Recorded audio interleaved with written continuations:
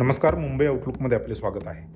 राज्यात सुरू असलेल्या पावसाळी अधिवेशनाच्या पार्श्वभूमीवर बीड जिल्ह्यातील लिंबा गणेश येथे शेतकऱ्यांच्या विविध प्रलंबित मागण्यांसाठी अनोख्या पद्धतीने बॅनरबाजी करण्यात आली. शेतकऱ्यांना सरसकट कर्जमाफी, 2025चा पीक विमा, जाहीर केलेले शेतकरी अनुदान आणि इतर शेतीविषयक प्रश्नांवर सभागृहात आवाज उठवा, अन्यथा लोकप्रतिनिधींनो राजीनामा द्या, असा थेट इशारा देणारे बॅनर गावातील प्रमुख ठिकाणी लावण्यात आले आहेत. अखिल भारतीय किसान सभेचे राज्य उपाध्यक्ष कॉम्रेड अजय बुरांडे यांच्या आवाहनाला प्रतिसाद देत हे आंदोलन करण्यात आले. यावेळी डॉक्टर गणेश ढवळे यांनी लोकप्रतिनिधींनी विधानसभा व विधान परिषदेत शेतकऱ्यांच्या न्याय मागण्यांसाठी ठोस भूमिका घ्यावी, अन्यथा पदाचा राजीनामा द्यावा अशी मागणी केली.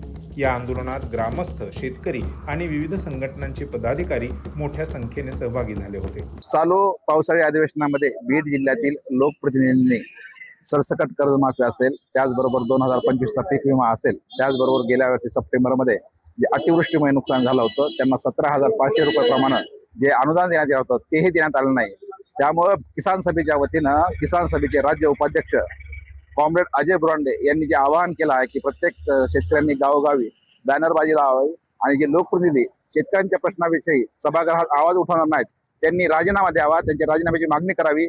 या आवाहनाला प्रतिसाद देत आज बीड तालुक्यातील लिंबा गणेश या ठिकाणी मुख्य प्रवेशद्वारावर आणि चौकामध्ये बॅनरबाजी लावण्यात आली आहे आणि याच्यावर लोकप्रतिनिधी सरसकट कर्जमाफी, त्याचबरोबर 2025चा पीक विमा आणि थकीत अनुदान घोषित जे आहे ते देण्यात यावं यासाठी बॅनरबाजी करण्यात आलेली आहे.